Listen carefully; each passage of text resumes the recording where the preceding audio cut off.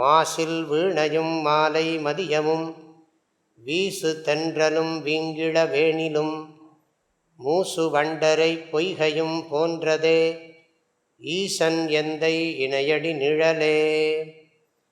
கல்லாலின் புடையமர்ந்து நான் மறை 6 அங்க முதல் கற்ற கேள்வி வல்லார்கள் 4வருக்கும் வாக்கிறந்த பூரணமாய் மறைக்கு அப்பாலாய் எல்லாமாய் அல்லதுமாய் இருந்ததனை இருந்தபடி இருந்து காட்டி சொல்லாமற் சொன்னவரை நினையாமல் நினைந்து பவத்தொடக்கை வெல்வாம்.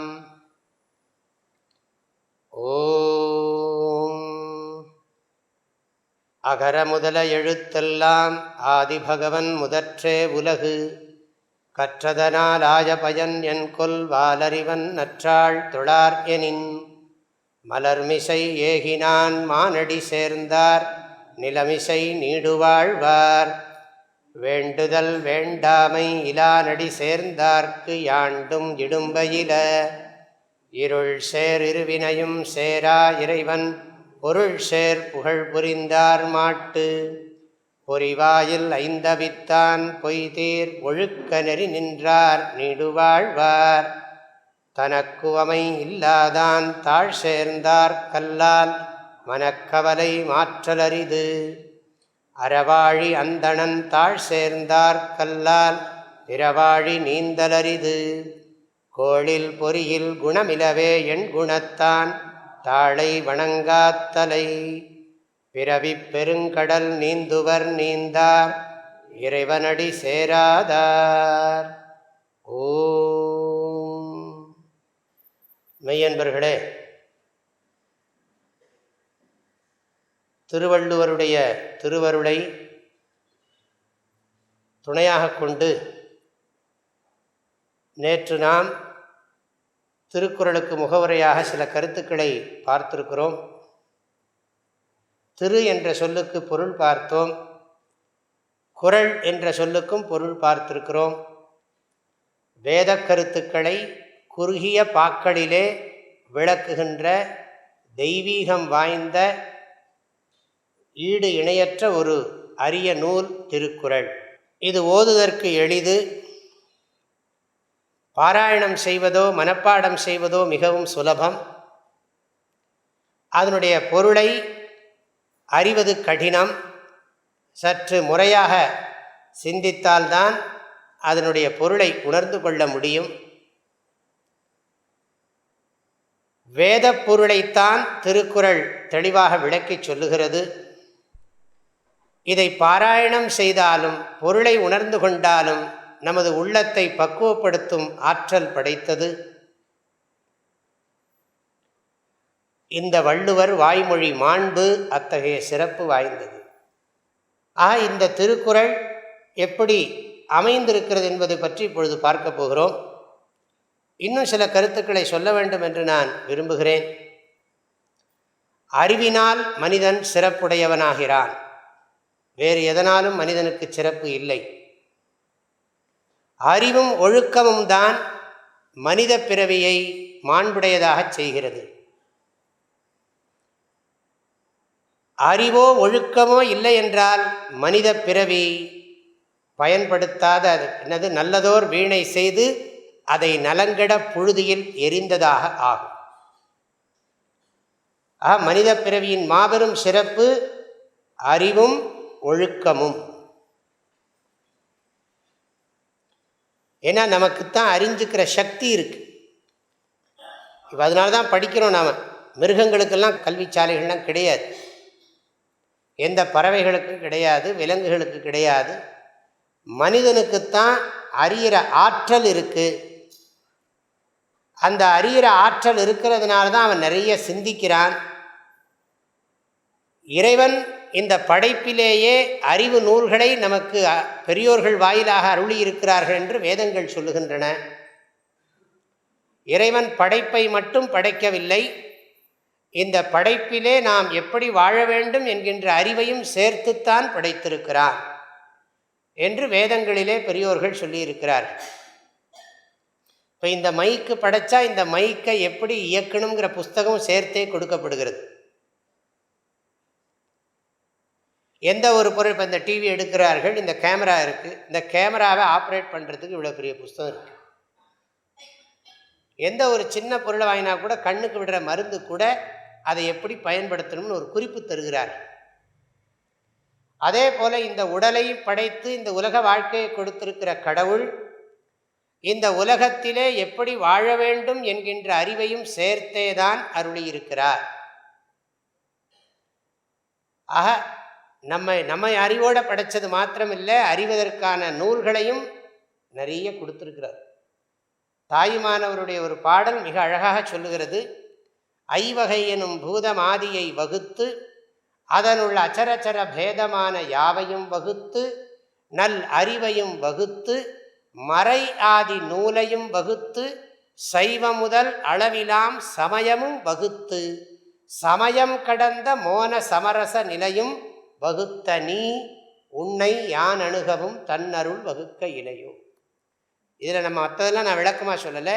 பஞ்சபூதங்களை படைத்தார் இறைவன். ஐவகை என்னும் பூதமாதியை வகுத்து அதனுள்ள அச்சரச்சர பேதமான யாவையும் வகுத்து, எல்லாம் அசைகின்ற அசையாத உயிர்கள், உயிரற்ற பொருள்கள், இவற்றையெல்லாம் படைத்து நல் அறிவையும் வகுத்து, வெறும் அறிவுன்னு சொல்லலை, நல் அறிவையும் வகுத்து மறையாதி நூலையும் வகுத்து சாஸ்திரங்களையும் வழங்கி சைவம் முதல் அளவிலாம் சமயமும் வகுத்து, நாம் எப்படி மனசை பக்குவப்படுத்தி வாழ்வாங்கு வாழணுங்கிறதுக்காக சைவம் முதல் பல மதங்களையும் வழிமுறைகளையும் உள்ளத்தை சமைப்பதற்கான நெறிமுறைகளையும் படைத்து சமயம் கடந்த மோன சமரச நிலை, அந்த சமயங்களுக்குள்ளேயே கட்டுண்டு விடாமல் மோன சமரச நிலையும் வகுத்து கொடுத்திருக்கிறார் இறைவன். எனவே நாம் என்ன பண்ணணும்? அதெல்லாம் பயன்படுத்தணும். மனம் போன போக்கில் வாழக்கூடாது. வையத்துள் வாழ்வாங்கு வாழ வேண்டும். ஆக அறிவு அற்றம் காக்கும் கருவிங்கிறார் வள்ளுவர். நல்ல அறிவுடையவனுக்கு வாழ்க்கையில் பெரிய சிக்கல்கள் பிரச்சனைகள் வராதுங்கிறார். மதிநுட்பம் நூலொடு உடையார்க்கு அதிநுட்பம் யாவுள முன்னிற்பவை, அமைச்சனுக்கு சொல்கிற இலக்கணம் வள்ளுவர். மதிநுட்பம்னா இந்த புத்தி. மதிநுட்பம் நூலொடு உடையார்க்கு, யார் திருக்குறளோடு தங்களுடைய அறிவை இணைத்து கொண்டிருக்கிறார்களோ அவர்களுக்கு வாழ்க்கையில் புரிந்து கொள்ள முடியாத நுண்மையான கருத்து என்ன இருக்கிறது அப்படின்னு கேட்கிறார். அது திருவள்ளுவர் திருக்குறள் போட்டுக்கல, நான் சேர்த்து விட்டேன். மதிநுட்பம் நூல், அவரே சொன்னபோது அவர் வேற நூலை மனசில் வச்சுட்டு சொல்றார். மதிநுட்பம் நூலோடு உடையார்க்கு, தான் இயற்றிய நூலோடு உடையார்க்குன்னு சொல்லலை, சொல்லியிருக்க மாட்டார் தான் நம்ம அர்த்தம் பண்ணிக்கணும்.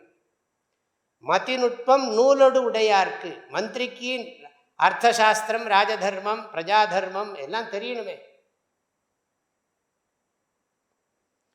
நூலோடு உடையார்க்கு அதிநுட்பம் யாவுள முன்னிற்பவை.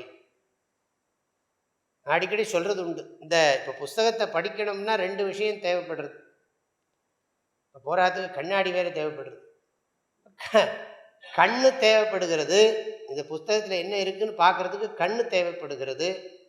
கண்ணு மாத்திரம் இருந்தால் போகாது, கண்ணு சரியாக பார்வை இருக்கணுமே, கண்ணாடியும் தேவைப்படுகிறது. அப்புறம் இது இருந்தால் போகாது, இருட்டாக இருந்தால் படிக்க முடியாது, வெளிச்சமும் தேவைப்படுகிறது. ஆக ஒரு புத்தகத்தில் இருக்கிற விஷயத்தை படித்து தெரிஞ்சுக்கிறதுக்கு இத்தனை தேவைப்படுறது. எதாக இருந்தாலும் சரி, ஒரு பொருளை நாம் பகுத்து அறியணும்னு சொன்னால் இருட்டில் பகுத்தறிய முடியாது. இது சேரு, இது லைட்டு, இந்த பக்கம் இந்த கதவு இருக்குது, இன்னும் பகுத்தறியணும்னு சொன்னால் வெளிச்சம் வேணும். உள்ள அறைக்குள்ளே இருக்கக்கூடிய பொருளையெல்லாம் பகுத்தறிய வேண்டும் என்றால் வெளிச்சம் இருக்கணும். வெளிச்சம் இருந்தால் மாத்திரம் போகாது, கண்ணில் பார்வையும் சரியாக இருக்கணும். இந்த ரெண்டும் சரியாக இருந்தால் நம்ம சரியாக காரியத்தை பண்ண முடியும். அதோடு இதை ஒப்பிட்டு சொல்லுகிறார்கள். இந்த திருக்குறள் எப்படின்னு கேட்டிங்கன்னா, வெளிச்சம் போன்றது. நம்முடைய சுய அறிவு கண் போன்றது. சுய அறிவு கண் போன்றது, திருக்குறள் வெளிச்சம் போன்றது. எங்கு ஒளியும் கண்ணும் இணைகிறதோ, அது மாதிரி அறிவும் நூலும் சாஸ்திரமும் இணைகிறதோ அங்கு மனிதன் தவறுகள் செய்வதில்லை. அதை நன்கு கடைப்பிடித்து தவறாமல் தன்னை தெளிவாக வாழும்படி செய்து கொள்ளுகிறான். சாஸ்திரம்ங்கிற வார்த்தைக்கே அர்த்தம் என்னன்னு கேட்டால், நல்ல விஷயத்தை நமக்கு சொல்லிக் கொடுத்து நாம் தவறு செய்யாமல் வாழ்வதற்கான வழிமுறைகளை சொல்லிக் கொடுக்குறதுன்னு அர்த்தம். த்ரம்னு சொன்னால் காப்பாற்றுறதுன்னு அர்த்தம். ஷாஸ்னா உபதேசம்னு அர்த்தம். சாஸ்திரம் அப்படின்னா என்ன அர்த்தம்? ஹிதம் சாஸ்தி துக்காத்து அதர்மாத்து துக்காத்து திராயத்தே. அதர்மத்திலிருந்து நம்மை காப்பாற்றுவது சாஸ்திரம். சாஸ்திரம்னா என்ன? ஷாஸ்னா உபதேசம், த்ரம்னா காப்பாற்றுறதுன்னு அர்த்தம். ஷாஸ்னா டீச்சிங், த்ரம்னா ப்ரொடெக்டிங் அப்படின்னு அர்த்தம். நமக்கு நல்ல விஷயத்தையெல்லாம் சொல்லி கொடுத்து நம்ம தப்பு பண்ணாமல் நம்ம ஒழுங்காக அமைதியாக ஆனந்தமாக வாழ்கிறதுக்கான அறிவை கொடுக்குற நூலுக்கு பேர் தான் சாஸ்திரம். சாஸ்திரம்னா நம்ம வாஸ்து சாஸ்திரம்னா என்ன அர்த்தம்? இப்படி வீடு கட்டினா நீ நிம்மதியாக வாழலாம், இதுக்கு மாறா கட்டினா நீ நிம்மதியாக வாழ முடியாது. அது ஒரு சாஸ்திரம். ஜோதிஷ சாஸ்திரம் என்ன சொல்கிறது? இந்த கிரகம் உனக்கு துக்கத்தை கொடுக்கும், அதனால் அந்த கிரகத்துக்கு ஏதாவது பரிகாரம் பண்ணு. அது ஜோதிஷ சாஸ்திரம். எல்லாமே என்ன பண்ணுறது? நம்மளை ப்ரொடெக்ட் பண்ணுறதுக்காக தான் டீச் பண்ணுறது. அம்மா மாதிரி சொல்லி கொடுக்குறது சாஸ்திரமெல்லாம். திருக்குறள் தாய் தானே, தாயினும் சாலப்பரிந்துன்னு சொல்கிற மாதிரி அவ்வளவு எளிமையாக நமக்கு கருத்துக்களையெல்லாம் இவ்வளவு யார் சொல்லுவா நம்ம ஞாபகம் வச்சுக்கிற மாதிரி.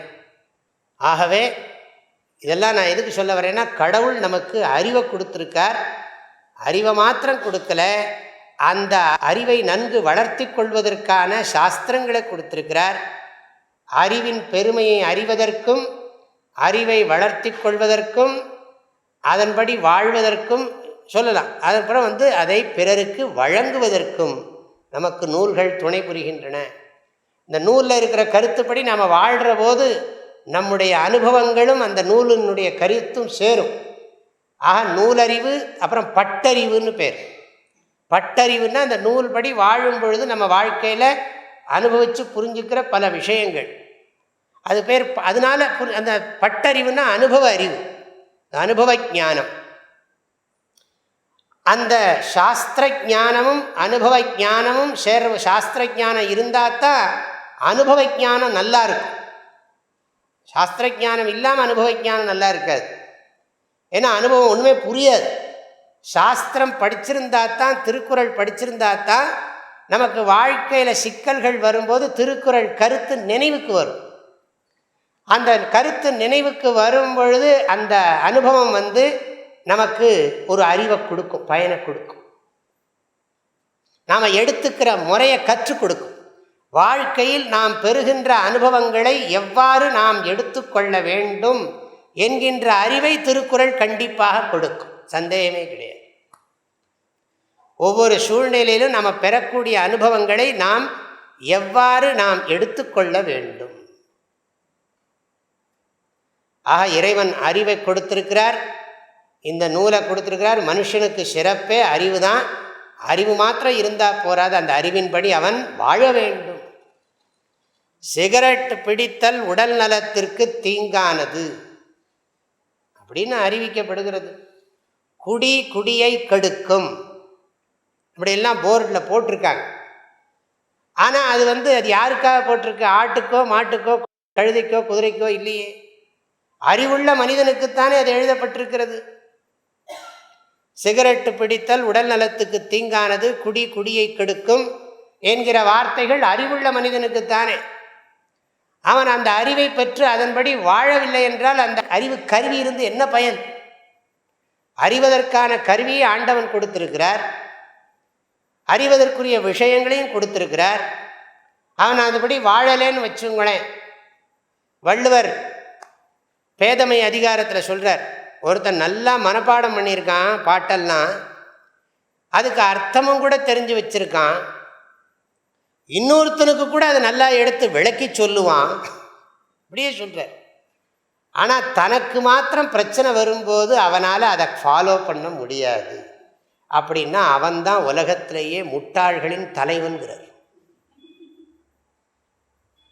எப்படி இருக்கு பாருங்க.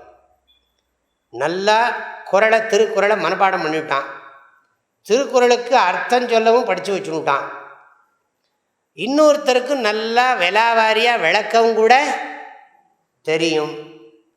ஆனால் அவனுக்கு ஒரு பிரச்சனை வரும்போது அந்த திருக்குறள் அவனுக்கு பயன்படலைன்னு சொன்னால் அவன்தான் முட்டாள்களின் தலைவன். எப்படின்னா, ஓதியும் உணர்ந்தும் பிறர்க்கு உரைத்தும் தானடங்கா பேதையில் பேதையார் இல்.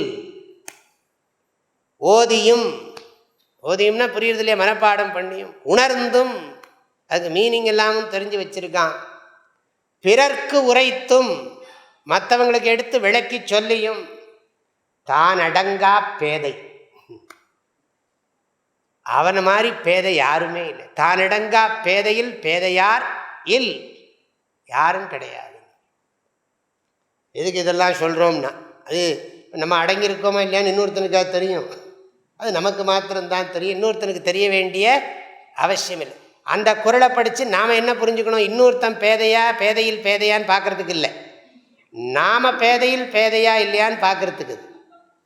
இந்த குறளை படித்து இவன் பேதையில் பேதையா அவன் பேதையில் பேதையான்னு பார்க்குறதுக்காக, அதர்ஸை ஜட்ஜ் பண்ணுறதுக்காக இந்த குறள் இல்லை, நம்மளை நாம் செல்ஃப் ஜட்ஜ்மெண்ட்டுக்காக இந்த குறள். ஒவ்வொருவரும் தங்களை இதை சுய பரிசோதனை செய்து கொள்ள வேண்டும், அகத்தாய்வு செய்து கொள்ள வேண்டும், தற்சோதனை செய்து கொள்ள வேண்டும். ஆக ஆண்டவன் அறிவை கொடுத்துருக்க. அதனால தான் வள்ளுவர் சொன்னார், கற்க கசடர கற்பவை கற்றபின் நிற்க அதற்கு தக. இந்த குறளை எப்படி நாம் புரிஞ்சுக்கணும், நான் இது முகவுரையாக தான் சொல்கிறேன், இன்னும் குறளை படிச்செல்லாம் நான் பொருள் சொல்லலை, முகவுரைக்கே திருக்குறளை பயன்படுத்திக்கிறேன், நமக்கு எல்லாருக்கும் தெரிஞ்சது. ஏன் இதை நான் எடுத்துக்கிறேன்னா, எல்லாருக்கும் இது பிரசித்தமாக இருக்குது. ஆனால் இது உண்மையிலேயே பிரசித்தமாக இருக்கா? தமிழ்நாட்டில் நம்ம சொல்கிறோம், வள்ளுவன் தன்னை உலகினுக்கே தந்து வான்புகழ் கொண்ட தமிழ்நாடு அப்படி சொல்கிறாங்க.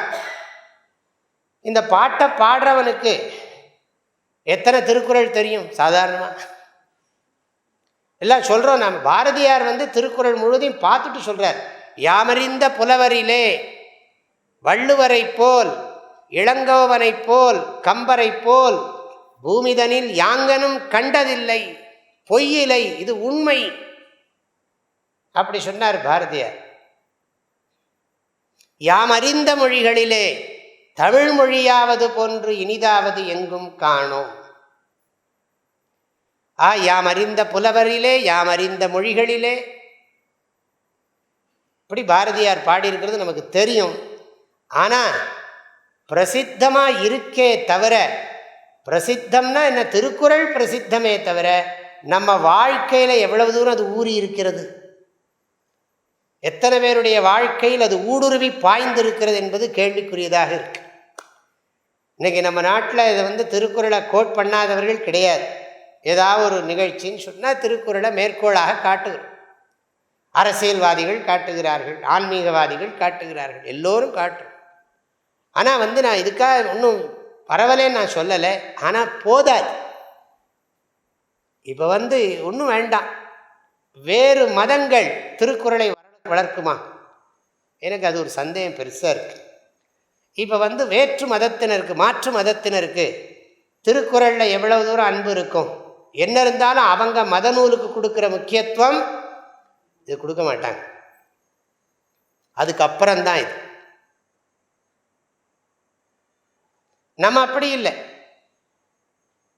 தேவர் குறளும் எப்படி பாடுறோம் பாருங்க. தேவர் குறளும் திருநான்மறை முடிவும் மூவர் தமிழும் முனிமொழியும் கோவை திருவாச்சகமும் திருமூலர் சொல்லும் ஒரு வாச்சகம் என்று உணர். சொல்ல முடியுமா? ஒரு இஸ்லாமியனால குரானும் திருக்குறளும் ஒன்றுன்னு சொன்னால் பத்துவா வச்சுருவான், ஏன் வச்சு கொண்டுடுவான். குரானும் திருக்குறளும் ஒன்றுன்னு சொல்ல முடியுமா? நம்ம சொல்லுவோம் வேதமும் குறளும் ஒன்றுன்னு தைரியமாக சொல்லுவோம். பாருங்க, தேவர் குறளும் திருநான்மறை முடிவும். தேவர் குறள் அப்படி சொன்னார். எடுத்த உடனே திருநான்மறை முடிவு, அதுக்கப்புறம் வேதத்தை கொண்டு வந்தாங்க. திருநான்மறை முடிவும் மூவர் தமிழும், தேவாரம் திருவாச்சகம் இதெல்லாம் மூவர் தமிழும், முனிமொழியும், இது ஏதோ அகஸ்தியர் தொல்காப்பியம் இதெல்லாம் சொல்கிறாங்க.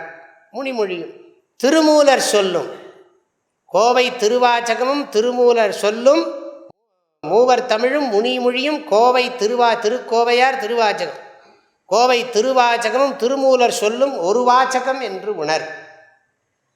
எதுக்கு இதெல்லாம் சொல்கிறேன்னா, இந்த நம்முடைய பிற மதங்கள் திருக்குறளை அவர்களுடைய மத நூலுக்கு இணையாக சொல்ல முடியாது. சொல்வார்களா? சொல்லட்டும் பார்ப்போம். எனக்கு மதத்தை பற்றி பேச்சு இல்லை, கருத்து இல்லை. ஆனால் நம்ம மதத்தில் அந்த ஒரு அபிப்பிராயம் இருக்குது. நமக்கு என்ன சொல்கிறேன்னா, தமிழ்நாட்டில் பிறந்து தமிழ் பண்பாடுன்னெலாம் சொல்லிக்கிட்டு இருக்கோம். அது ஏதோ இந்திய பண்பாட்டிலேருந்து விலகின பண்பாடு மாதிரி ஒரு தோற்றத்தை உருவாக்குகிறார்கள். தமிழ் பண்பாடுங்கிறது என்னது? இந்திய பண்பாட்டில் தமிழ் பண்பாடு தனித்தான் இருக்கிறது. எனக்கு புரியலை. ஒரு சில ஸ்பெஷாலிட்டி அது எல்லா ஊருக்கும் இருக்குது, சில விசேஷங்கள்லாம் இருக்குது. குஜராத்துக்குன்னு சில சிறப்பு இருக்குது, அஸ்ஸாமுக்குன்னு சில சிறப்பு இருக்குது, ஒரிசாக்குன்னு சில சிறப்பு இருக்குது. ஆனால் இது எல்லாவற்றிலும் ஊடுருவி இருக்கிற ஒரு பண்பாடு இருக்குது. அங்கங்கே சிறப்புகள் இருக்கலாம், ஆனால் பொது பண்பாடு ஒன்று இருக்கிறது. இந்திய நாடு முழுவதிலும் பொது பண்பாடு ஒன்று இருக்கிறது. அந்தந்த நாட்டுக்குரிய சிறப்பு பண்பாடுகளும் இருக்கின்றன. இருக்கட்டும், நான் இதெல்லாம் சொல்கிறதெல்லாம் ஒரு முகவுரைக்காகத்தான் இந்த கருத்துக்களை சொல்கிறேன். கற்க கசடர, இந்த கற்கங்கிற வார்த்தை ரொம்ப முக்கியம். அது பெரியவங்க தனித்தனியாக எடுத்துக்கிறாங்க. கற்க கற்பாயாக, பிறவியின் பயனே கற்றல். என்ன? கற்கை நன்றே, கற்கை நன்றே. பாருங்க, பிச்சை புகினும் கற்கை நன்றே. பிச்சை எடுத்தாலும் பரவாயில்ல, படிங்கிற. கற்கை நன்றே, கற்கை நன்றே, பிச்சை புகினும் கற்கை நன்றே. கல்விக்கு அழகு கசடர மொழிதல். எத்தனையோ வரிகள்லாம் நம்மக்கிட்ட இருக்கு. இந்த கற்க படிக்கணும். அது எப்படி படிக்கணும்னா, இப்போ நான் படித்தது தெளிவாக எனக்கு எவ்வளோ தூரம் புரியுமோ சொல்லிக்கிட்டு இருக்கேன். கசடு அற கற்க, ஐயம் திரிபு அற கற்க. சந்தேகம் இருக்கக்கூடாது. ஒரு குறள்னா ஒரு குறளை படித்தாலும் கூட தெளிவாக இருக்கணும். தெளிவாக இல்லைன்னா தெளிவாக புரிஞ்சுக்கிற வரைக்கும் விடக்கூடாது. சொல்கிறாங்க இல்லையா, யாரோ ஒருத்தன் கச்சேரியில் பாடினானா ஒன்ஸ் மோர்னா, இவன் இதுன்னு அவ்வளோ நல்லாவா இருக்குன்னு அவனுக்கே சந்தேகம், பாடினவனுக்கு. அப்புறம் அவன் திரும்ப திரும்ப ஒன்ஸ் மோர் சொல்லிகிட்டே இருக்கிறப்போ கடைசியில் அவன் சொன்னான், இவனே கேட்டுவிட்டான், என்ன அவ்வளோ நல்லாவா இருக்கு இந்த பாட்டுன்னா. இல்லை நீ சரியாக பாடுற வரைக்கும் நான் விட போகிறது இல்லைன்னா.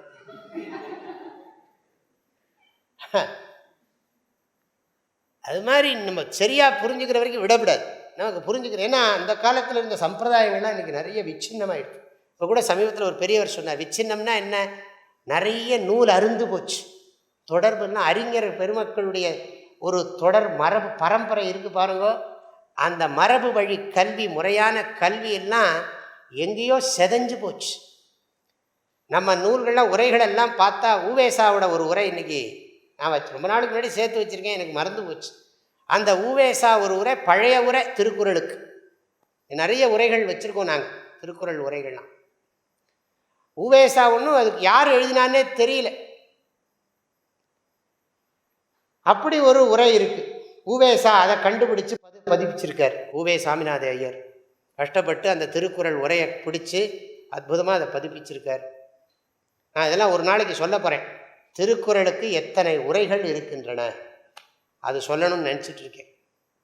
நான் இன்னும் அதை உட்காந்து வேலை பார்க்கல. கற்க படிக்கணும். இனிமேல் நம்ம போட்டுக்கலாம், திருக்குறளை கற்க. நம்ம பாஷையில் போட்டுப்போமே, திருக்குறளை. நம்ம வகுப்பு அதுதானே, திருக்குறளை கற்க. ஒரு மனிதன் தமிழ்நாட்டிலே பிறந்திருந்தான்னா, உண்மையான தமிழனா இருந்தான்னா, அவன் திருக்குறளை படிச்சுத்தான் ஆகணும். நான் கொஞ்சம் அழுத்தமாகவே சொல்கிறேன். உண்மையான தமிழனாக இருந்தால் திருக்குறளை படிச்சு. ஏன்னு கேட்டால், திருக்குறள் மூலமாகவே இந்த நாட்டுக்கு எவ்வளவோ நன்மை செய்ய முடியும். திருக்குறளை வைத்துக்கொண்டு, திருக்குறள் கருத்துக்களை வைத்துக்கொண்டு எவ்வளோ நன்மை செய்ய முடியும். ஆனால் ஒரே ஒரு விஷயம், எதையும் எதிர்க்காமல், எதையும் காழ்ப்புணர்ச்சி காட்டாமல் வளர்க்கணும். இப்போ தமிழை வளர்க்குறோன்னு சொல்லி மற்ற மொழிகளை இழிவாக பேசக்கூடாது. அது பெரிய தவறு. அதனால தான் நான் இப்போ ஊர் ஊராக என்ன சொல்லிக்கிட்டு இருக்கேன்னா, போகிற இடமெல்லாம் நான் சொல்கிற கருத்து என்ன தெரியுமா, நீங்கள் எல்லாரும் திருக்குறளை இன்னொருத்தருக்கு சொல்லிக் கொடுங்கோ. குறைஞ்சது ஒரு 2-3 பேருக்காக சொல்லிக் கொடுங்கோ, வீட்டிலையாவது சொல்லிக் கொடுங்கோ. ஏன்னா நாங்கள் ஒரு திட்டம் போடலான்னு நினச்சோம், குடிசை தோறும் குறள்னு. அதுக்கு பணம் நிறைய பேர் தரேங்கிறாங்க, ஆள் கிடையாது சொல்லிக் கொடுக்கறதுக்கு. இங்கே அரண்மனை புதூரில் போய் கிளாஸ் எடுத்தவன் பிரம்மச்சாரி எடுத்தார், அப்புறம் அவர் வேற எங்கேயோ ஊருக்கு போயிட்டார். இங்கே பக்கத்துல எல்லாம் வகுப்புகள்லாம் ஆரம்பித்தோம், அது நடத்துறது பெரிய சிரமமாக இருக்குது. ஆனால் இப்படி யாராவது இப்போ இங்கே வந்திருக்கிற நீங்களாம் இப்போ இந்த 60 நாள் கழித்து சுவாமி உங்களுக்கு என்ன நாங்கள் ஏதாவது குருதட்சிணை கொடுக்கணும்னு நினைக்கிறோம் அப்படின்னு நினச்சிங்க. உங்களுக்கு வருதோ இல்லையோ தெரியாது எனக்கு. அப்படி குருதட்சிணை கொடுக்கணும் அப்படி உங்களுக்கு தோன்றுகிறதுன்னு வச்சுங்களேன், மனசுலேருந்து வச்சுக்கோங்க. எனக்கு ஒன்றும் தட்சிணை தனியாக தர வேண்டாம். நீங்கள் குறைஞ்சது ஒரு 10 பேருக்காவது 5 பேருக்காவது, ஏதோ 5 பேருக்காவது குறைஞ்சது நீங்கள் திருக்குறள் சொல்லி கொடுத்தா அதுதான் எனக்கு கொடுக்குற தட்சிணை இல்லை, திருவள்ளுவருக்கு நாம் செலுத்துகிற சிறந்த நன்றிக்கடன். என் நன்றி கொன்றார்க்கும் உய்வுண்டாம், உய்வில்லை செய் நன்றி கொன்ற மகருக்கு. செய்யாமல் செய்த உதவிக்கு வையகமும் வானகமும் ஆற்றல் அரிது. செய்யாமல் செய்த உதவிக்கு வள்ளுவருக்கு நாம் என்ன உதவி செஞ்சோம்? இருக்கட்டும், கற்க, படிக்கணும், திருக்குறளை கற்க, அதில் சந்தேகம் இல்லாமல் படிக்கணும். ஒரு குறளையே 10 தரம் 15 தரம் படிக்க படிக்க, அதனால தான் வள்ளுவர் சொல்கிறார், நவில் தோறும் நூல் நயம் போலும் பயில் தோறும் பண்புடையாளர் தொடர். ஒரு குறளுக்கு விளக்கம் சொல்லணும்னா அந்த குறளுக்குள்ளேயே எவ்வளவு குறள் கிடைக்குது பாருங்க. நவில் தோறும் நூல் நயம் போலும், பேச பேச நூல் நயம் கொடுக்கும். தீட்ட தீட்ட கத்தி பதமாற மாதிரி பேச பேச நவில் தோறும்னா சொல்ல சொல்லன்னு அர்த்தம். எடுத்து விளக்கி சொல்ல சொல்ல அந்த நூலினுடைய நயங்கள் நமக்கு விளங்கும், அதனுடைய இருக்கக்கூடிய நுண் கருத்துக்கள் நமக்கு விளங்கும். நூல் நயம் போலும். அதுக்கு உதாரணம் சொன்னார், பயில் தோறும் பண்புடையாளர் தொடர்பு. பழக பழக நல்லவங்களோட தொடர்பு இருக்கே, அது நமக்கு இன்பத்தை கொடுக்கும், இனிமையை கொடுக்கும். அதில் கசடு அற கற்க. கசடுனா எனக்கு இந்த குறளில் ஒரு சந்தேகம் இருந்துக்கிட்டே இருக்குன்னா அந்த குறள் உங்களுக்கு சரியாக சொல்ல முடியாது. அந்த குறளை தப்பாக மாற்றியும் சொல்லிடக்கூடாது. ஒரு உதாரணத்துக்கு ஒன்று சொல்கிறேன். இந்த அறத்தாறு இதுவென வேண்டா சிவிகை பொறுத்தானோடு ஊர்ந்தான் இடை அப்படின்னு ஒரு திருக்குறள். சாதாரண எளிமையாக சொல்லியிருக்கார் திருவள்ளுவர். இந்த குறளை தமிழ் அறிஞர்கள் சிலர் படாத பாடுபடுத்துகிறாங்க. இந்த குறளை அதாவது அறத்தாறு இதுவென வேண்டாம், அறத்தின் பயன் இது என்று கூற வேண்டிய அவசியம் இல்லை. பரிமேலழகர் சிம்பிளா எளிமையாக தான் எழுதுறார். அதுக்கு என்ன பதில்னா, அறத்தாறு இதுவென வேண்டாம், இது என்று நாம் காட்டித்தர வேண்டிய அவசியமே இல்லை. அறத்தின் பயன் என்று இது என்று உபதேசிக்க வேண்டிய அவசியம் இல்லை. சிவிகை பொறுத்தானோடு ஊர்ந்தான் இடை. இடைன்னு சொன்னால் இங்கே அது திருஷ்டாந்தம், எக்ஸாம்பிள். இடைன்னு சொன்னால் இந்த பிரத்யக்ஷம் நம்ம கண்ணு முன்னால் தெரியுது பாரு. ஒருத்தன் பல்லக்கில் போகிறான், இன்னொருத்தன் பல்லக்கை தூக்கிட்டு போகிறான். பல்லக்கை தூக்கிட்டு போகிறவன் கஷ்டப்பட்டிருக்கான், ஏதாவது பாவம் செய்திருக்கான், அதனால் அந்த சுமையை தூக்குற துக்கத்தை அனுபவிக்கிறான். இன்னொருத்தன் பல்லக்கில் உட்காந்து சுகமாக ட்ராவல் பண்ணுறான்ப்பா. பல்லக்கில் பயணம் பண்ணுகிறவன் புண்ணியத்தின் பயனை அனுபவிக்கிறான், பல்லக்கை தூக்குகின்றவன் பாவத்தின் பயனை அனுபவிக்கிறான். இதுதான் அதனுடைய கருத்து. அது புரியறதுக்காக அவர் சொன்னார், அவ்வளவுதான். அதில் பல்லக்கை தூக்குறது, பல்லக்கில் உட்கார்ந்து போகிறதுங்கிறத காட்டில் ரொம்ப முக்கியம் என்னென்னா, அதாவது புண்ணியத்தின் பயன் இன்பம், பாவத்தின் பயன் துன்பம். இந்த கருத்தை தான் வள்ளுவர் விளக்க விரும்புகிறார். அதை விளக்கிறதுக்காக சாதாரணமாக பல்லக்கு தூக்குறவனுக்கு கஷ்டம்தானே, ஒன்றும் சந்தேகம் இல்லையே. நீங்கள் தத்துவமெல்லாம் பேசக்கூடாது. பல்லக்கு தூக்குறவனுக்கு சுகமாக இருக்குமா துக்கமாக இருக்குமா? ஃபிசிக்கலி துக்கமாக தான் இருக்கும். அவன் சந்தோஷமாக தூக்குறானா துக்கத்தோட தூக்குறானா, என் தலைவிதி, இவன் பல்லக்க தூக்க வேண்டிய தலைவிதி அப்படின்னு நினச்சும் தூக்கலாம். அவன் அதை மனசில் எடுத்துக்கிற விதம் இருக்கு. ஆனால் பொதுவாக என்ன அர்த்தம்? பொதுப்படையாக சொல்கிறார், சாதாரண மக்களுக்கும் விளங்கணுங்கிறதுக்காக திருவள்ளுவர் சொல்கிறார், அறத்தின் பயன் நல்ல இன்பத்தை அனுபவித்தல். அறத்துக்கு எதிர்ப்பதும் மரம்னா பாபம், பாபத்தின் பயன் துன்பம். இவ்வளவுதான் அதில் சொல்லியிருக்க. ஆனால் அப்படி பார்த்தா திருநாவுக்கரசர் திருஞான சம்பந்தருடைய பல்லக்க சுமந்தாரே, அப்படியானால் திருநாவுக்கரசர் பாவியா? இப்படிலாம் கேள்வி கேட்டால் யார் பதில் சொல்றது? அது ஒரு எக்ஸாம்பிளுக்காக சிம்பிளாக சொன்னது. அதில் போட்டு நம்ம தப்பாக புரிஞ்சுக்க கூடாது. ஐயம் இருக்கக்கூடாது, திரிவு இருக்கக்கூடாது. சந்தேகமோ திரிவோ இல்லாமல் கருத்தை அவர் எளிய ஒரு உதாரணத்தை சாதாரண மனிதனுக்கும் விளங்க வேண்டும் என்ற உயர்ந்த நோக்கத்தோடு வள்ளுவர் இதை அருளியிருக்கிறார். அப்படியே தான் நாம் எடுத்துக்கணும். ஆக கற்க கசடு அற கற்க, அப்புறம் என்னென்னா அதற்கு தக நிற்க. அதில் இன்னொரு கருத்து இருக்குது, முக்கியமான விஷயம். கற்பவை கற்க ரொம்ப முக்கியம். முதல்ல கற்கன்னு எழுதணும். மனிதனாக பிறந்து விட்டால், அறிவுள்ளவனாக நீ இருந்தால் நூல்களை கற்றுத்தான் ஆக வேண்டும். ஃபர்ஸ்ட் கண்டிஷன், முதல் நிபந்தனை. இரண்டாவது, படிக்க வேண்டிய நூல்களை மட்டுமே படிக்க வேண்டும். தகாத நூல்களை படிக்காதே. எந்த நூல்களை படித்தால் உன்னுடைய உள்ளத்துக்கு பக்குவம் ஏற்படாதோ அந்த நூல்களை படிக்காதே. நான் அதெல்லாம் விளக்கி சொல்லலை.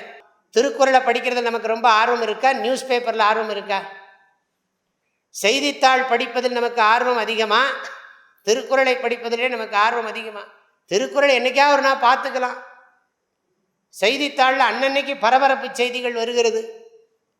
யாருக்கு இதெல்லாம் இந்த வாய்ப்பு கிடைக்கும் அப்படின்னு நினச்சி நிறைய பேர் அந்த செய்திகளை வருஷக்கணக்காக படித்து குப்பையை போட்டு அந்த குப்பையை க்ளீனே பண்ண முடியாத அளவுக்கு குப்பை தொட்டியாக போச்சு மனசு.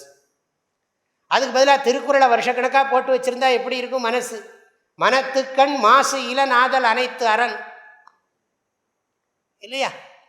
மனசு மாசா போகிற அளவுக்கு ஏன் இப்படி படிக்க வைக்கணும்? என்னத்தை இல்லாமல் போட்டு அப்புறம் அது வெளியில் எடுக்க முடியல. ஏன்னா ஏதாவது உடம்புக்குள்ளே ஏதாவது போயிட்டா கூட, அது ஏதாவது தலைமுடியோ ஏதோ கல்லு போயிடுச்சுனா கூட அதை எப்படியோ ரிமூவ் பண்ணி விடலாம். மனசுக்குள்ள ஒரு கருத்து பிரயோஜனம் இல்லாத, நமக்கும் சமுதாயத்துக்கும் கெடுதல் உள்ள ஏதாவது ஒரு கருத்து மனசுக்குள்ளே போயிட்டு அதை அவ்வளோ சுலபமாக தூக்கிட முடியுமா? எடுக்க முடியுமா? இதில் மனிதன் மிக விழிப்புணர்வோடு இருக்க வேண்டாமா? அப்படி இருக்கிறது இல்லை. எதெல்லாம் அனாவசியமான நியூஸோ அத்தனையும் உள்ளே போட்டு அப்படியே அகில உலக மகா டஸ்ட்பின்.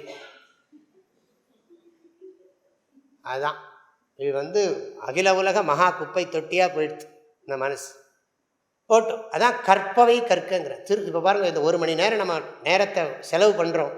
இதுக்கு பேர் தான் பயனுள்ள நேரம்னு பேர்.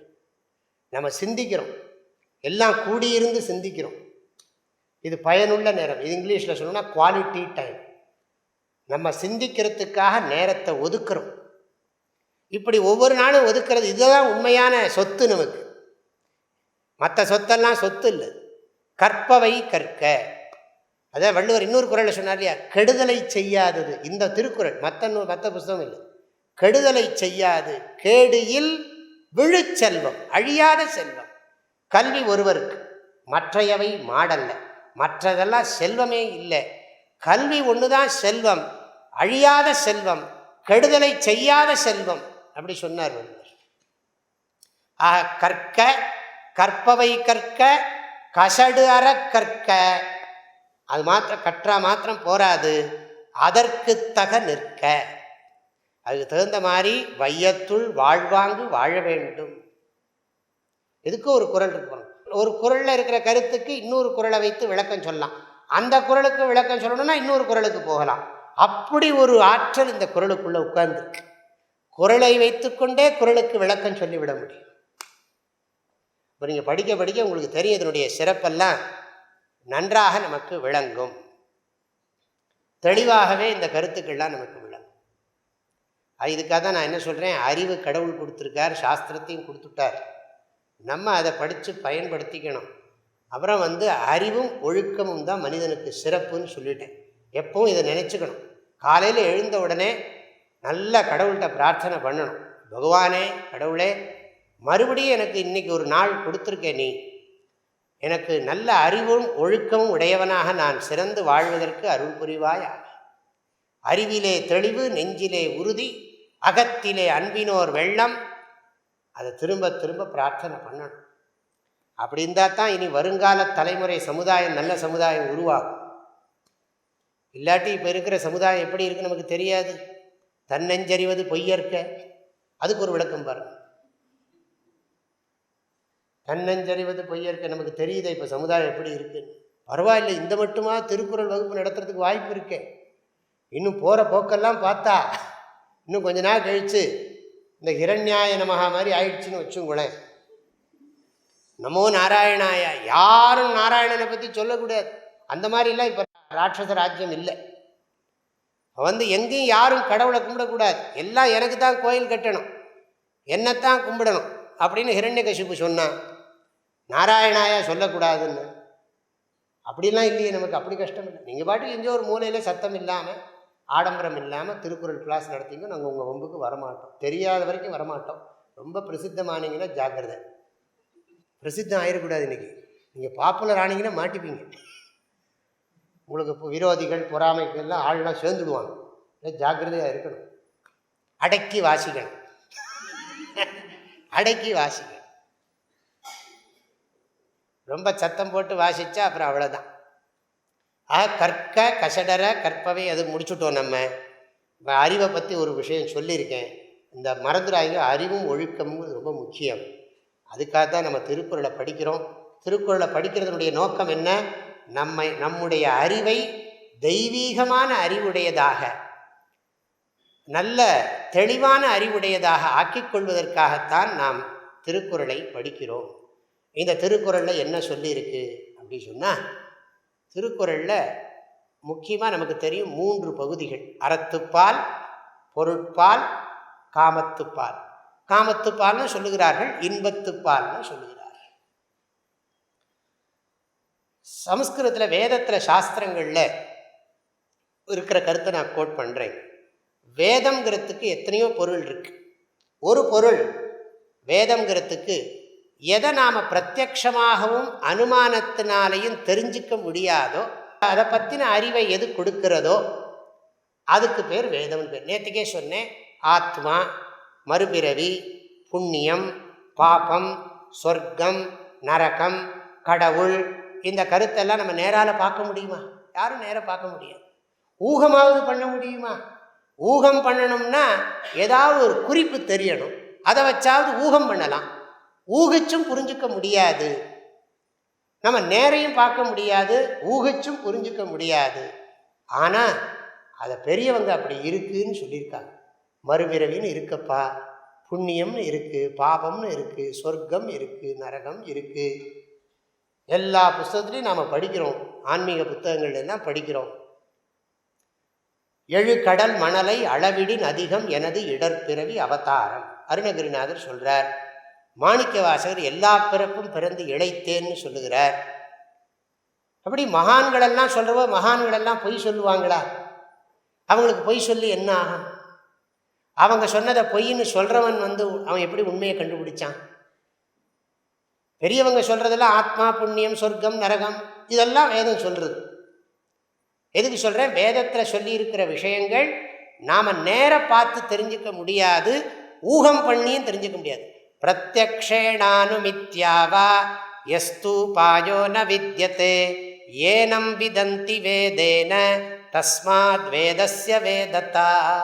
வேதத்துக்கு டெஃபினிஷன், லட்சணம். பிரத்யக்ஷேண அனுமித்யாவா, பிரத்யக்ஷத்தினாலேயோ அனுமானத்தினாலேயோ,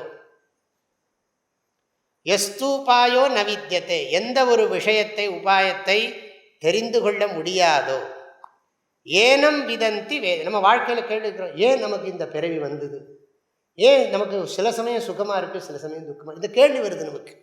வாழ்க்கையில் நமக்கு இப்படி ஒரு கேள்வி, ஏன் எனக்கு நன்றாக இருந்து கொண்டிருந்த வாழ்க்கை திடீரென்று ஏன் இவ்வளவு துன்பம் வந்து விட்டது? அப்புறம் துன்பமாக நான் ரொம்ப கஷ்டப்பட்டுட்டு இருந்தேன், திடீர்னு எல்லாமே எப்படி சரியாக போச்சு? அப்படி ஒரு கேள்வி இருக்கேன். ரொம்ப ப்ராப்ளத்தில் இருந்தேன், திடீர்னு எல்லாம் சால்வ் ஆச்சு, அது எப்படி ஆச்சு தெரியல. அப்புறம் எனக்கு கனவுல என்னெல்லாமோ வருது, முழிச்சு பார்த்தா அதெல்லாம் காணும். இது நல்லா தான் இருக்கேன், எல்லாம் வாழ்க்கையில் எல்லா சுச்சுவேஷன்லாம் நல்லா போயிட்டுருக்கு, ஏதோ ஒரு இனம் தெரியாத ஒரு துன்பம் உள்ளத்தில், புரியல என்ன காரணம். சில சமயம் எல்லா 1008 அவஸ்தை கண்டிஷன் இருக்கு, ஆனால் மனசில் ஏதோ இனம் தெரியாத ஒரு இன்பம், ஏன்னு தெரியலையே. இதுக்கெல்லாம் பதில் எங்கே சொல்கிறது? அதுக்கு சாஸ்திரத்துக்கு தான் பதில். அதுதான் புண்ணியம், அதுதான் பாபம். மகா கோடீஸ்வரனாக இருக்கான், இந்தியாவே விலைக்கு வாங்கிவிடலான்னு வச்சு இருக்கான், ஆனால் அவர் ஏதோ ஒரு துக்கத்தில் இருக்கார்.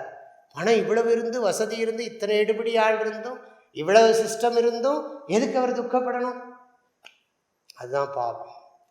ஒன்றுமே இல்லை, நாளைக்கு சோத்துக்கு வழி இல்லை, ராத்திரி சாப்பாட்டுக்கு வழி இல்லை, சிரித்து பேசின்னு இருக்கான் அப்படின்னு வச்சுங்களேன். எதனால இப்படி பேசுகிறான்? பார்த்துருக்கீங்களா இல்லையா? அப்படிப்பட்டவங்கள பார்த்துருக்கீங்களா இல்லையா வாழ்க்கையில்? எதனால் அவன் சிரிக்க முடியுது? கோடீஸ்வரனுக்கு எல்லாம் இருந்து அவன் துக்கத்தோட கம்ஃபர்டபிளி அன்ஹாப்பின்னா, வசதியாக துக்கப்படுறான். இவன் வசதி இல்லாமல் துக்கப்படுறதும் உண்டு, வசதி இல்லாமல் சுகப்படுறதும் உண்டு, வசதியோடையும் சுகப்படுறதும் உண்டு, வசதி இல்லாமல் துக்கப்படுறதும் உண்டு. ஏன் இந்த விசித்திரங்கள்? என்ன காரணம் இந்த விசித்திரம்? அது அப்படியே இயற்கைனா, அது ஏன் அப்படி இயற்கை இருக்கு? மனசில் அந்த கியூரியாசிட்டி இருக்குமா இருக்காதா? குழந்தை சின்ன விஷயத்தெல்லாம் கேட்கறது, இது என்ன அது என்னன்னு கேட்டுக்கிட்டே இருக்கு. கேட்குதா இல்லையா? உங்களுக்கு பதில் சொல்லி மாளாது. சில போர், நீ கேட்டது நாளைக்கு பதில் சொல்கிறேன்னு சொல்லணும். அதுக்கு அறிஞ்சுக்கணுங்கிற அரிப்பு இருக்குது அந்த குழந்தைக்கு. சிறு குழந்தைக்கு உண்மையை தெரிஞ்சுக்கணுங்கிற அந்த அரிப்பு, இது என்ன அது என்ன அப்படின்னு கேட்டு கேட்டு தெரிஞ்சுக்கிறது. அதே மாதிரி நமக்கும் வாழ்க்கையில் சில சூழ்நிலைகளில் எதுக்கு இந்த வாழ்க்கை வந்தது, ஏன் இது வந்து திடீர்னு நமக்கு ரொம்ப வேண்டினவங்க திடீர்னு தற்கொலை பண்ணிக்கிறாங்க, சாதாரண விஷயத்துக்கு பண்ணிவிடுறாங்க, எல்லாம் என்ன அப்படின்னு நிறைய ஆராய்ச்சி பண்ணலாம். அதான் நான் இதை சுருக்கமாக சொல்கிறேன்.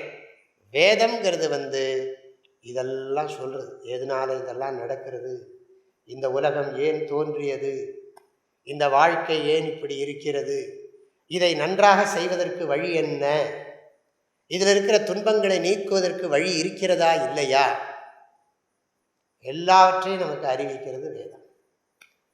வேதத்துக்கு அப்படி ஒரு பேர். இன்னொரு பேர் என்ன தெரியுமா? வாழ்க்கையின் குறிக்கோளை பற்றியும் அந்த குறிக்கோளை அடைவதற்கான வழிமுறைகளையும் அறிவிக்கின்ற நூலுக்கு வேதம் என்று பெயர். வேதத்துக்கு மற்றொரு விளக்கம். வாழ்க்கையின் குறிக்கோள்களையும் அந்த குறிக்கோள்களை அடைவதற்கான வழிமுறைகளையும் நெறிமுறைகளையும் அறிவிக்கின்ற அறிவு நூலுக்கு வேதம் என்று பெயர். சரி, குறிக்கோள் என்ன? இதுக்கு பேர் சம்ஸ்கிருதத்தில் சொல்லணும்னா சாத்திய சாதன போதக வாக்கியானி வேதா. சாத்திய சாதக போதக வாக்கியம். சாத்தியம் எது, சாதனம் எது, குறிக்கோள் என்ன, குறிக்கோளை அடையறதுக்கான வழி என்ன, அதை பற்றி விளக்குவது தான் வேதங்கள். நம்ம பிறக்கிற போதே இதெல்லாம் நமக்கு இருந்தால் எவ்வளோ சௌரியமாக இருக்கு பாருங்க. இது மாணவனுக்கு பள்ளிக்கூடத்தில் சொல்லித்தரணும். எந்த வாத்தியார் சொல்லித்தரார்? வாழ்க்கையோட குறிக்கோளை முதல்ல அவனுக்கு என்னென்னா, மாடு எப்படி சாப்பிடுது, தவளையோட உடம்புக்குள்ளே என்ன இருக்குது, இதானே படிக்கிறான் பள்ளிக்கூடத்தில். ஃபிசிக்ஸு, கெமிஸ்ட்ரி, ஜுவாலஜி, பாட்டனி இதெல்லாம் படிக்கிறாங்க. நீங்கள் இங்கே ஆசிரியர்களும் இருக்கீங்க, எனக்கு தெரியும். ஆனாலும் எந்த வாத்தியார் பையனுக்கு அந்த பாடம் நடத்துகிற போதே ஏதாவது தர்மத்தையோ எதையோ சொல்லித்தராரா? இருக்காங்க, நான் இல்லைன்னு சொல்ல, முழுக்க முழுக்க போகலை. ஆனால் மெஜாரிட்டியாக இல்லை. அது சொல்லித்தரவங்கள்லாம் மைனாரிட்டி, அதிகமாக இல்லை. ஏன்னா வாத்தியார் கடைப்பிடிச்சாதான் அவர் சொல்ல முடியும். அட்லீஸ்ட் அதை விளக்கம் சொல்லணும்னா ஓரளவுக்காவது அவர் அதை ஃபாலோ பண்ணலைன்னா அது உயிர் இருக்காது. நாம் ஒரு கருத்தை எடுத்து மக்களுக்கு இடையில் விளக்கணும்னு சொன்னால் அது நம்ம வாழ்க்கை மயமாக இருந்தால் தான் உயிரோட்டத்தோடு சொல்ல முடியும். இல்லாட்டி அதுக்கு உயிரோட்டம் இருக்காது. ஒரு ஜீவக்களைம்பாங்க, அந்த ஜீவக்கலை இருக்காது. ஒரே பிரேதக்கலை தான் சொல்கிறாங்க. ஜீவக்கலை சொல்கிறது உண்டு. ஏப்பா அவன் முகத்தை பார்த்தா ஒரே பிரேதக்கலையாக இருக்கே அப்படி சொல்கிறது உண்டு, பழக்கத்தில் உண்டு. பிரேதம்னா என்ன? பொணம்னு அர்த்தம். பொணம் மாதிரி இருக்கும் மூஞ்சி, ஒன்றும் உயிரே இல்லையே, உயிரோட்டமே இல்லையே.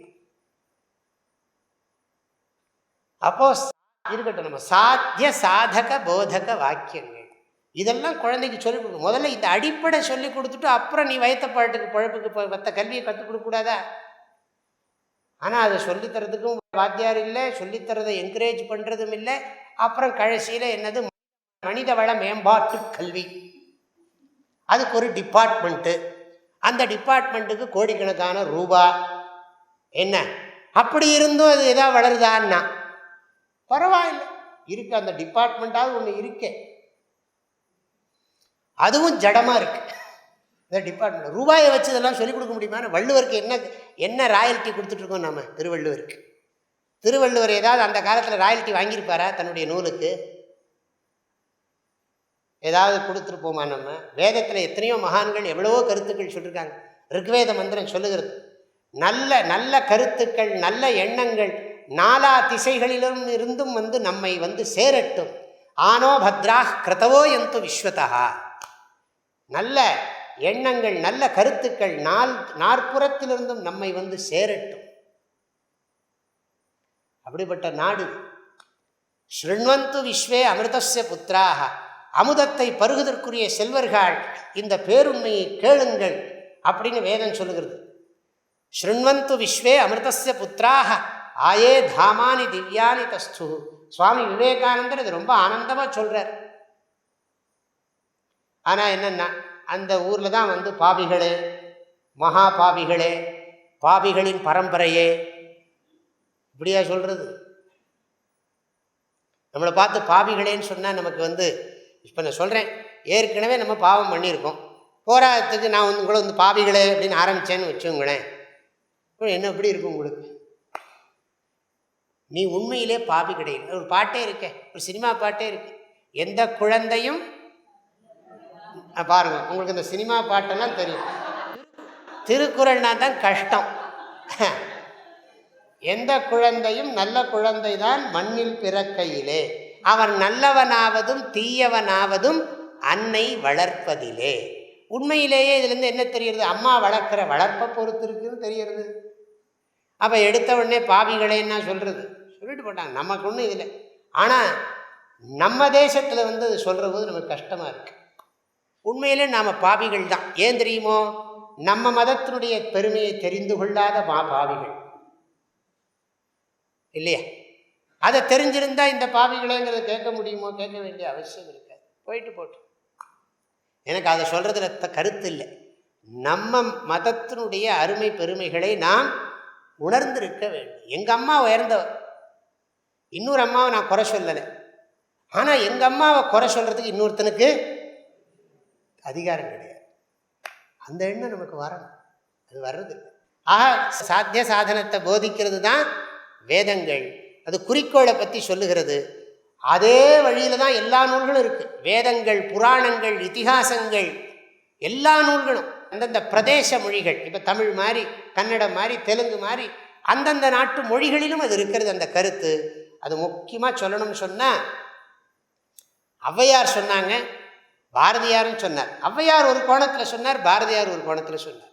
நான் அதெல்லாம் கொஞ்சம் சொல்லி வைக்கிறேன். நாளையிலேருந்து கிளாஸ் ஆரம்பிச்சிடும். என்ன எப்போ ஆரம்பிக்க போகிறாரு வரணும் உங்களுக்கு ஒரு இது இருக்குது இல்லையா? இப்போ நான் என்ன சும்மாவை கதையாக விட்டுருக்கேன்? வகுப்பு தானே எடுத்துட்டு இருக்கேன். முதல்ல எதை நாம் படிக்கிறோமோ அது ஏன் படிக்கிறோம், எதுக்கு படிக்கிறோம் தெரியாமையே படிக்க ஆரம்பித்தோன்னு வச்சுங்களேன், அதில் ஒரு ஈடுபாடு வராது. இத்தனை காரணங்களால் இதை படிக்கிறோம் அப்படிங்கிற ஒரு எண்ணத்தோடு படிக்க ஆரம்பித்தோன்னு வச்சுங்க, அதை படிக்கிறதுல ஒரு ருச்சி ஏற்படும், ஒரு டேஸ்ட் வரும். அப்படித்தான் நினச்சிட்டு நான் சொல்கிறேன், உங்களுக்கு வரணும் கடவுளுக்காக. அந்த எண்ணத்தோடு தான் நான் பேசிக்கிட்டு இருக்கேன்.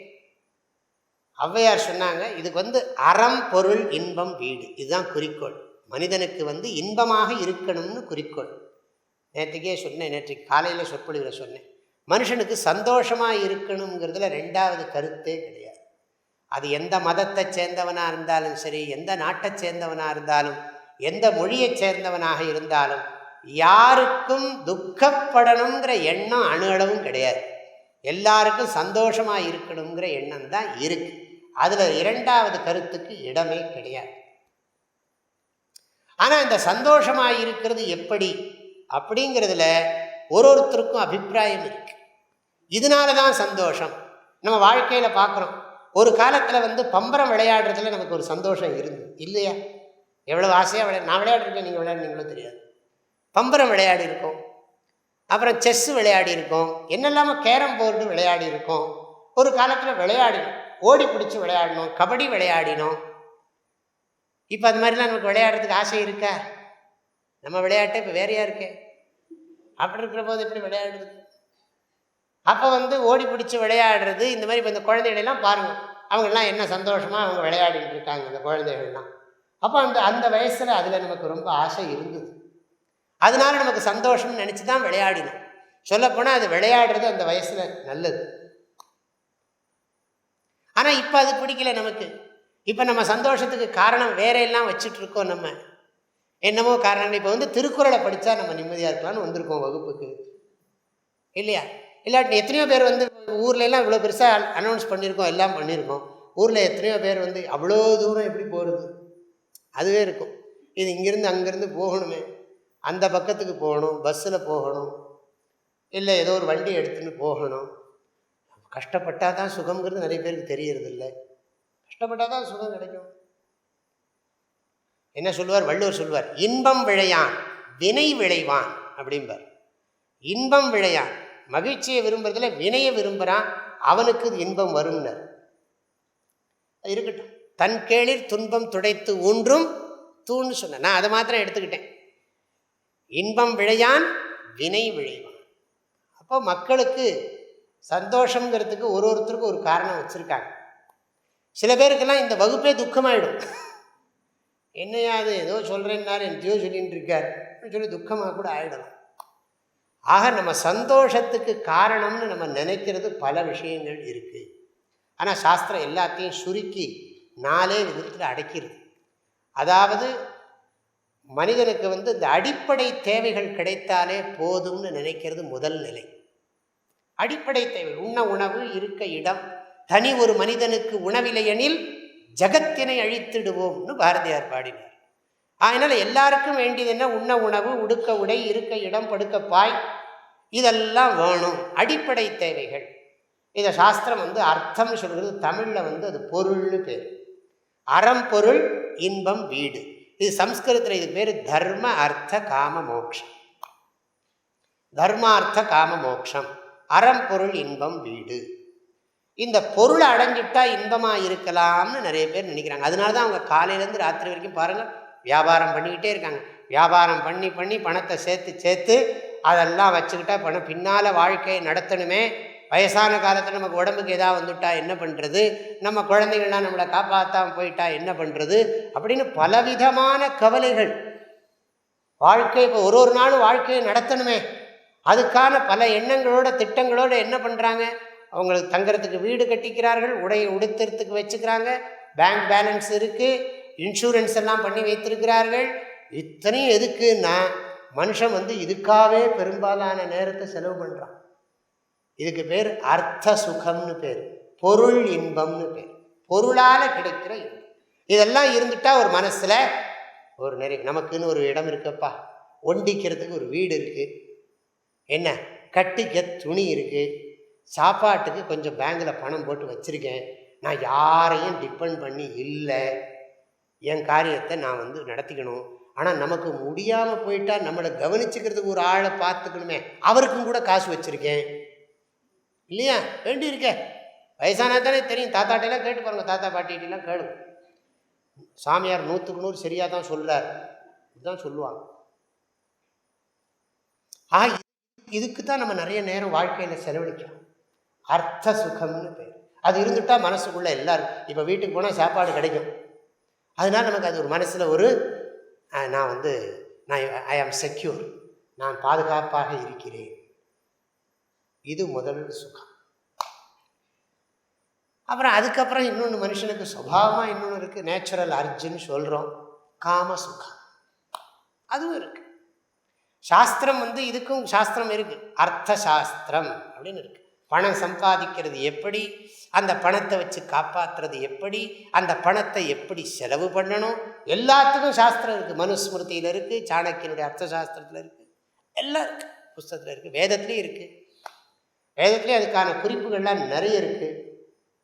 ஆக செல்வம் வேதத்தில் பார்த்தீங்கன்னா நிறைய இதுதான். எப்போ பார்த்தாலும் தனம் தானியம் பசும் எல்லாம் அர்த்தம்தான். தனம் தானியம் பசும் பகுபுத்திர லாபம், இந்த அர்த்த காமந்தான் பிரதானம். சதசம்வத்சரம் தீர்க்கமாயு பஷ்யதி புத்திரம் பஷ்யதி பௌத்திரம். வேத மந்திரமெல்லாம் இதைத்தான் திரும்ப திரும்ப நிறைய பார்த்தா எல்லாம் இது சம்பந்தப்பட்ட மந்திரங்கள் தான். அதாவது மனிதன் வாழ்க்கையில் நிறைய பொருள் அடைஞ்சு சௌக்கியமாக இருக்கணும், நல்ல தேஜஸ்வியாக இருக்கணும், யசஸ்வியாக இருக்கணும், வர்ச்சஸ்வியாக இருக்கணும், நிறைய மாடுகள்லாம் இருக்கணும். லோமசாம் பசுபி சஹஸ்வாஹா, நிறைய ரோமங்கள் உள்ள ஆடுகள் எங்களுக்கு கிடைக்க வேண்டும் அப்படின்னு ஹோமம். லோமசாம் பசுபி சஹஸ்வாஹா. ஆனால் அது மாத்திரம் இல்லை, படிக்கிறதுக்கு நிறைய பிரம்மச்சாரிகள்லாம் வரணும். ஆமாயந்து பிரம்மச்சாரிண ஸ்வாஹா, விமாயந்து பிரமாயந்து தமாயந்து ஷமாயந்து, நிறைய வாசாகம் சிமமகாவச்ச. ஆசிரமத்தில் இது பண்ணிட்டு இருக்கோம், அதனால தான் ஆசிரமத்தில் எல்லாம் இருக்குது. அன்னபானேச்ச சர்வதா, தண்ணி கஷ்டம் வரக்கூடாது, சாப்பாட்டுக்கு கஷ்டம் வரக்கூடாது, அப்பப்போ ஆவகந்தி ஹோமம் பண்ணிடுறோம். ஆகையினால அது கிடைக்கிறது நான் நினச்சிட்டு இருக்கேன். நான் ஹோமத்தினால் தான் நமக்கு இதெல்லாம் பகவான் கொடுக்குறார் அப்படின்னு நினச்சிட்டு இருக்கேன். நான் எனக்கு அதில் ஸ்ரத்தை இருக்குது, விஸ்வாசம் இருக்குது. ஆசிரமம் ஆரம்பித்து இன்னைக்கு வரைக்கும் பகவானோட கிருப்பையில் சாப்பாட்டுக்கு கஷ்டம், தண்ணிக்கு கஷ்டம் வரல. அது நமக்கு அது அவர் பார்த்துக்கிறார். வந்தாலும் நம்ம ஒன்றும் கஷ்டப்பட போகிறதில்லை. இன்னும் நம்ம பண்ணுற காரியத்தை பண்ணிகிட்டே இருக்க போகிறோம். முதல்ல இந்த ஆசிரமத்தை ஆரம்பிக்கிற போது 10,000 ரூபா மாத செலவுன்னு நாங்கள் பிரமிச்சு போயிட்டேன்.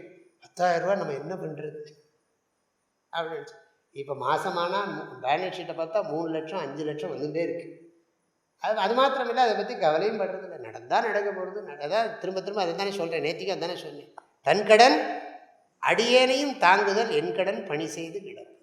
இப்போ இந்த அர்த்த சுகம் இது இருந்துட்டால் நமக்கு இப்போ நிம்மதியாக இருக்குது. இப்போ ஃபேன் ஓடுறது, லைட் இருக்குது, நம்மெல்லாம் ரொம்ப செக்யூர்டாக இந்த கதவை வேற சாத்தின்னு இருக்கோம். யாராவது இடைஞ்சல் பண்ணக்கூடாதுன்னு கதவை வேற சாத்திவிட்டோம். இங்கிருந்து யாரும் போக முடியாது, அங்கிருந்து யாரும் வர முடியாது. இதுதான் மெத்தட். அப்போ நம்ம கிளாஸ் நடக்கிறது செக்யூராக நடக்கிறது. இது அர்த்த சுகம்னு பேர். அடுத்தது காம சுகம். தெரியும், இதை பற்றி நான் விளக்கம் சொல்லணுமா என்ன?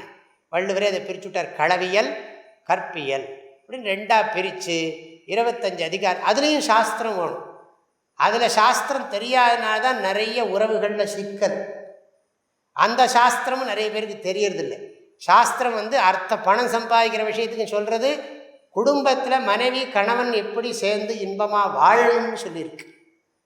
அதனால தான் ஔவையார் சொன்னாங்க, ஈதல் அறம், தீவினையின்றி ஈட்டல் பொருள், காதலர் இருவர் கருத்து ஒருமித்து ஆதரவு பட்டதே இன்பம், பரனை நினைந்து இம்மூன்றும் விட்டதே பேரின்ப வீடு.